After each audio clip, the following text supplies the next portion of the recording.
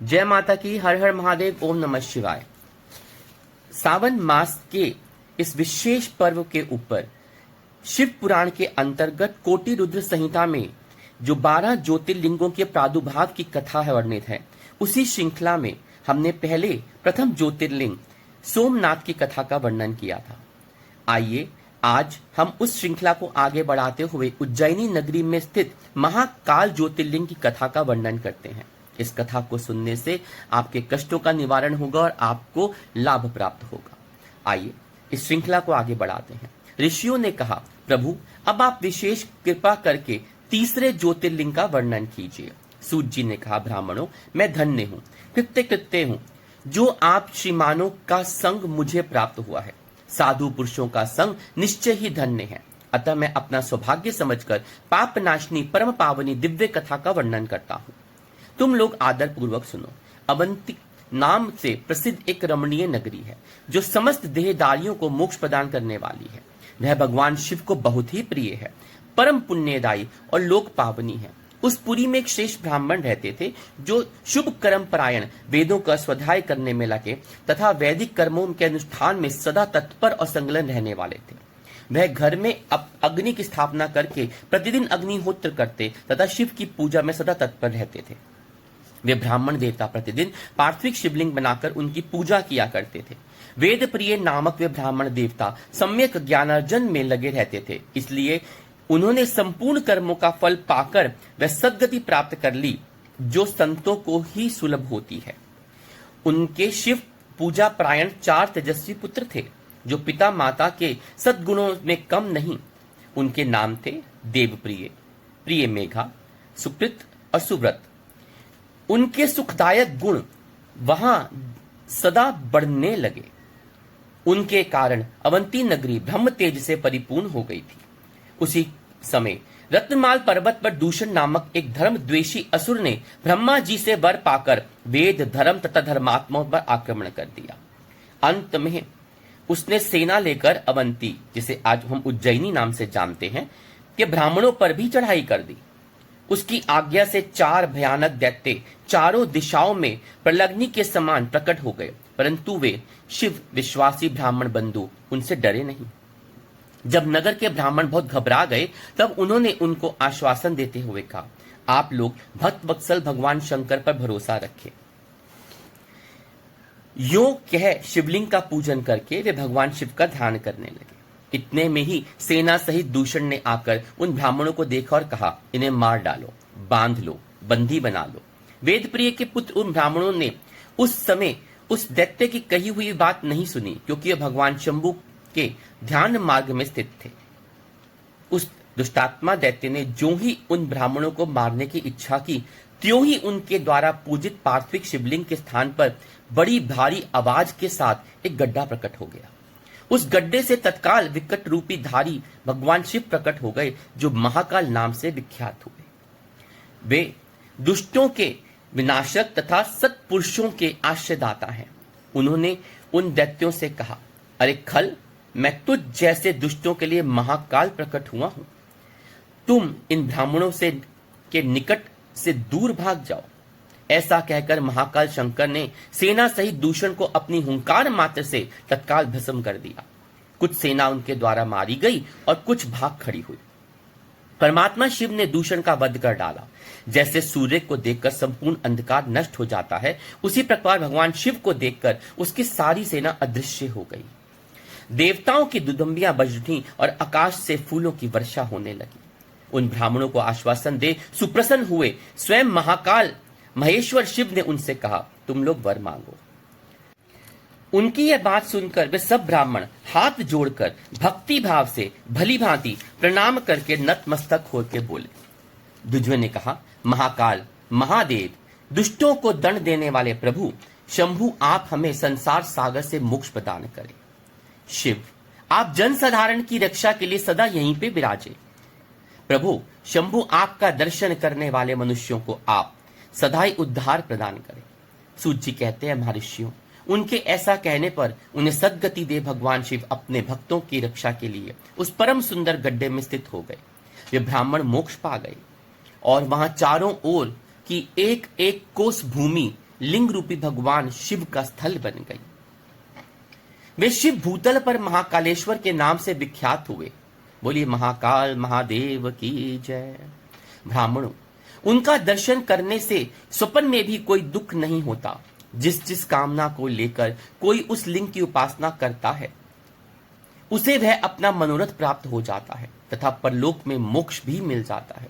बोलिए महाकालेश्वर महादेव की जय।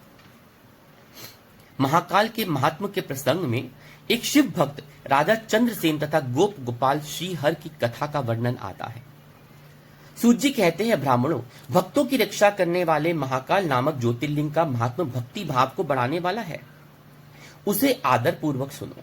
उज्जैनी में चंद्रसेन नामक एक महान राजा थे जो संपूर्ण शास्त्रों के तत्व शिव भक्त और जितेंद्रिय थे।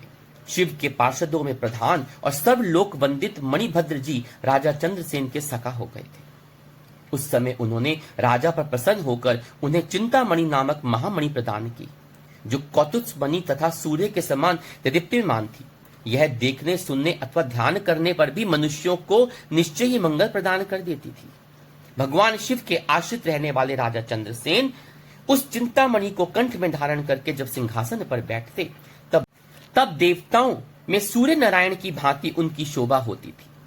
नृपशेष चंद्रसेन के कंठ में चिंतामणि शोभा देती थी। यह सुनकर समस्त राजाओं के मन में उस मणि के प्रति लोभ की मात्रा बढ़ गई और वे शुद्ध रहने लगे। तदंतर वे सब राजा चतुरंगी सेना के साथ लेकर आदर युद्ध में चंद्रसेन को जीतने के लिए उद्गत हो गए।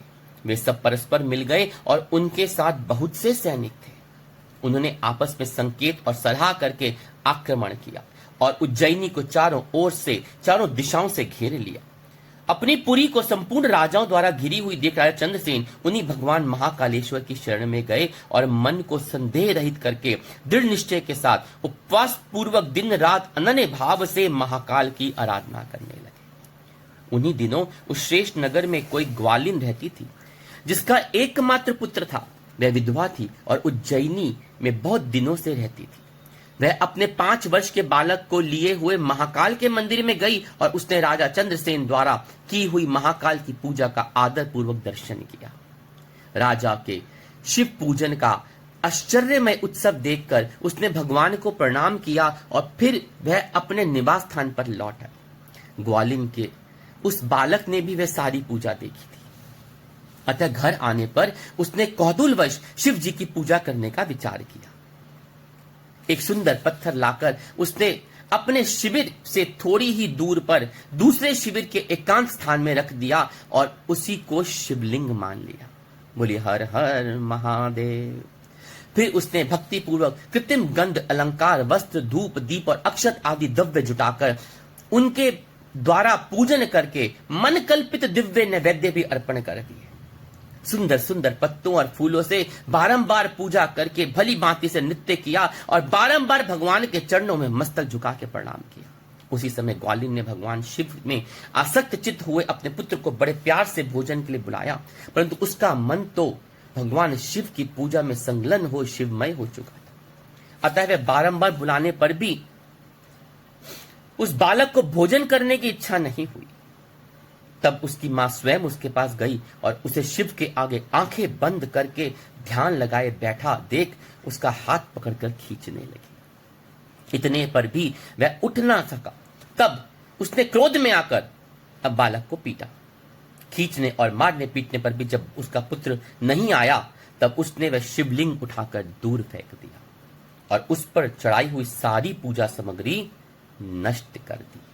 यह देखकर बालक हाय हाय करके रो उठा और रोष से भरी हुई ग्वालिन अपने बेटे को डांट फटकार पुनः घर में चली गई। भगवान शिव की पूजा को माता के द्वारा नष्ट की गई देख वह बालक देव देव महादेव की पुकार करते ही सहसा मूर्छित गिर पड़ा। उसके नेत्रों से अश्रुओं की धारा प्रवाहित होने लगी। 2 घड़ी बाद जब उसे चेत हुआ, तब उसने आंखें खोली। आंखें खुलने पर वह शिशु ने देखा कि उसका वही शिविर भगवान शिव के अनुग्रह से तत्काल महाकाल का सुंदर मंदिर बन गया और मणियों के चमकीले खंभे उसकी शोभा बढ़ा रहे थे। वहां की भूमि स्फटिक मणि से जड़ दी गई थी। तपाए हुए सोने से बहुत से विचित्र कलश उस शिवालय को सुशोभित कर रहे थे और उसके विशाल द्वार, कपाट और प्रधान द्वार स्वर्णमय दिखाई देते थे। वहां बहुमूल्य नीलमणि तथा हीरे के बने हुए चबूतरे शोभा दे रहे थे। उस शिवालय के मध्य भाग में दया निधान शंकर का रत्नमय लिंग प्रतिष्ठित था। ग्वालिन के उस पुत्र ने देखा और उस शिवलिंग पर उसकी अपनी ही चढ़ाई हुई पूजन सामग्री सुसज्जित हो रही थी। बोलिए हर हर महादेव। यह सब देखकर बालक सहसा उठ खड़ा हुआ और उसने मन ही मन बड़ा आश्चर्य हुआ कि यह परमानंद के समुद्र में निमग्न सा हो गया, भगवान शिव में हो गया। तदंतर भगवान शिव की स्तुति करके उसने बारंबार उनके चरणों में मस्तक झुकाया और सूर्यास्त होने के पश्चात वह गोप बालक शिवालय से बाहर निकला। बाहर आकर उसने अपने शिविर को देखा। वह इंद्र भवन के समान शोभा पा रहा था। वहां सब कुछ तत्काल स्वर्णमय होकर विचित्र एवं परम उज्जवल वैभव से प्रकाशित हो चुका था। फिर वह उस भवन के भीतर गया जो सब प्रकार की शोभाओं से संपन्न था। उस भवन में स्वर्ण मणि रत्न और स्वर्ण ही जड़े हुए थे। प्रदोष काल में सानंद भीतर प्रवेश करके बालक ने देखा कि उसकी मां दिव्य लक्षणों से लक्षित हो सुंदर पलंग पर सो रही है और रत्नमय अलंकारों से उसके सभी अंग उदित हो रहे हैं और साक्षात दिवांगना के समान दिखाई पड़ रही है। मुख से विहल हुए इस बालक ने अपनी माता को बड़े वेग से उठाया और वह बालक शिव की कृपा पात्र हो चुका। ग्वालिन ने उठकर देखा, अब कुछ अपूर्व सा हो गया। उसने महान आनंद में निमग्न हो अपने बेटे को अपनी छाती से लगा लिया। पुत्र ने मुख से गिरजापति के कृपा प्रसाद का सारा वृत्तांत सुनकर ग्वालिन ने राजा को सूचना दी, जो निरंतर भगवान शिव के भजन में लगे रहते थे। राजा अपना नियम पूरा करके रात को सहसा वहां पहुंचा और ग्वालिन के पुत्र का वह प्रभाव जो प्रभु शंकर को संतुष्ट करने वाला था अपने नेत्रों से देखा। मंत्री और पुरोहितों सहित राजा चंद्रसेन ने वह सब कुछ देख परमानंद के समुद्र में डूब गए और नेत्रों से प्रेम के अश्रु बहाते हुए प्रसन्नता पूर्वक शिव के नाम का कीर्तन करते हुए उन्होंने उस बालक को हृदय से लगा लिया। ब्राह्मणों, उस समय वहां बहुत भारी उत्सव होने लगा। सब लोग आनंद विभोर होकर महेश्वर के नाम और यश का कीर्तन करने लगे। इस प्रकार शिव का यह अद्भुत महात्म देखने से पूर्ववासियों को बड़ा हर्ष हुआ और इसी की चर्चा में वह सारी रात एक क्षण के समान व्यतीत हो गया। युद्ध के लिए नगर के चारों ओर को घेरे हुए राजाओं भी प्रातःकाल अपने गुप्तचरों को मुख से वह सारा वृत्तांत और चरित्र सुना। उसे सुनकर आश्चर्यचकित हो गए और वहां आए। जब सब नरेश एकत्रित होकर आपस में इस प्रकार बोले, हे राजा चंद्रसेन बड़े भारी शिव भक्त हैं, अतएव इन पर विजय पाना बहुत कठिन है। ये सर्वथा निर्भय होकर महाकाल की नगरी उज्जैन का पालन करते हैं, जिसकी पुरी के बालक भी ऐसे शिव भक्त हैं। वे राजा चंद्रसेन तो महान शिव भक्त हैं ही। इनके साथ विरोध करने से निश्चय भगवान शिव क्रोध करेंगे और उनके क्रोध से हम सब लोग नष्ट और भ्रष्ट हो जाएंगे। अतः इस नरेश के साथ हमें मेल मिलाप ही रख के लगना चाहिए। ऐसा होने पर महेश्वर हम सब पर बड़ी कृपा करेंगे। बोलिए हर हर महादेव शंभु। सूत जी कहते हैं, ब्राह्मणों, ऐसा निश्चय करके युद्ध शुद्ध हृदय वाले उन सब भूपालों ने हथियार डाल दिए और उनके मन में वैर भाव निकल चुका था। वे सभी राजा अत्यंत प्रसन्न हो चंद्रसेन की अनुमति लेकर महाकाल के उस रमणीक नदी के भीतर गए। वहां उन्होंने महाकाल का पूजन किया। फिर वे सब के सब उस ग्वालिन के महान अभुदय पूर्ण दिव्य सौभाग्य की भूरी भूरी प्रशंसा करते हुए उसके घर पर गए। वहां राजा चंद्रसेन के आगे बढ़कर उन्होंने उनका आदर सत्कार किया। वे बहुमूल्य आसनों पर बैठे और आश्चर्यचकित एवं आनंदित हो गए। गोप बालक के ऊपर कृपा करने के लिए स्वतः प्रकट हुए शिवालय और शिवलिंग के दर्शन करके उन सब राजाओं ने अपनी उत्तम बुद्धि भगवान शिव के चिंतन में लगा के निमग्न हो गए। तदंतर उन सारे नरेशों ने भगवान शिव की कृपा प्राप्त करने के लिए उस गोप शिशु को बहुत सी वस्तुएं प्रसन्नता पूर्वक भेंट करी और संपूर्ण जनपदों में जो बहुसंख्य गोप रहते थे उन सब का राजा उन्होंने उसी बालक को बना दिया। बोले शंकर भगवान की जय। इस समय साक्षात देवताओं से पूजित परम तपस्वी वानर राज हनुमान जी वहां प्रकट हुए।